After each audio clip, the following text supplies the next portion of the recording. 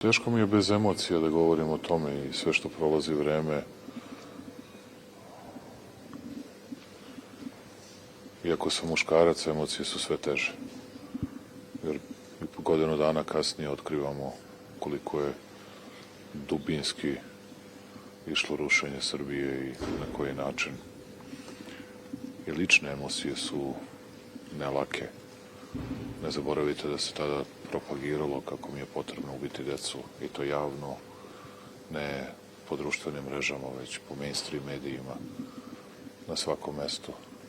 I kako vreme odmiče, te mi se emocije ne smanjuju, ali pokušavam da, kao predsednik Republike, kao jedini legitimno izabran u celoj zemlji, govorim na drugačiji način i pokušavam da menjam sebe i svoje emocije.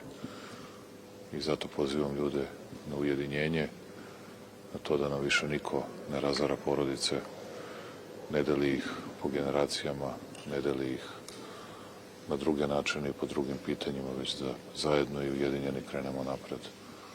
Hoću da se zahvalim svim ljudima koji su tog 15. marta stajali u Pionirskom parku.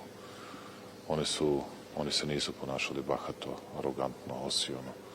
Oni nisu uzvik pogrdan bilo kome uputili. Pred njima su skidali pantalone, pred njima su vikali, vrištali, gađali ih bakljama, kamenicama. Oni su samo stajali i gledali ih. Stajali i gledali i nisu uzmicali.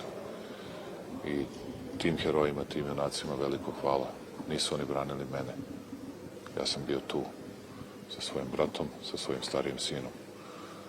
Svi smo čuvali Srbiju i uspeli smo da je sačuvamo i nadam se da se više nikada neće ponoviti ni takve laži poput zvučnog topa, poput ubijenog dečaka u Valjevu, i da nikada ne kažu izvinite za sve te laži, već da se nikada neće sukobi takvi ponoviti i da nikada više nećemo imati toliko loših i teških emocija jedni prema drugim.